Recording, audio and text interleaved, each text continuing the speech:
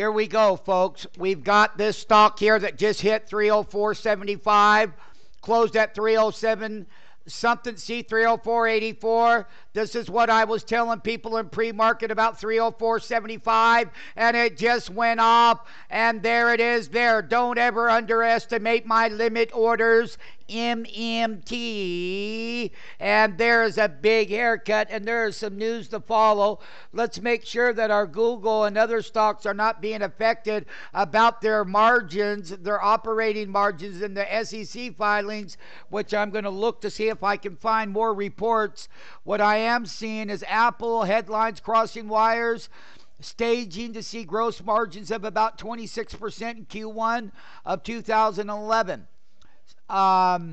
So basically, there is something about these margins that may be lower than what, how do you like this one?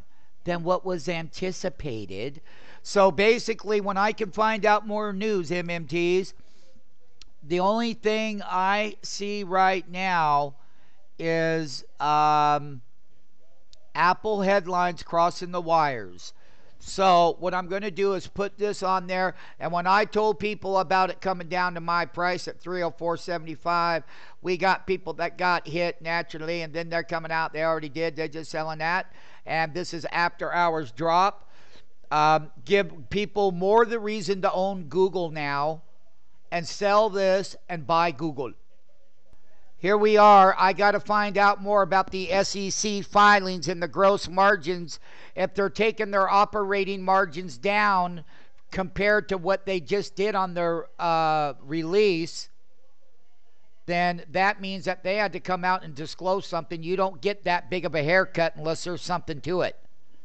And how it'll affect the broader market, because it's 20% weighted in the NASDAQ 100, we'll find out.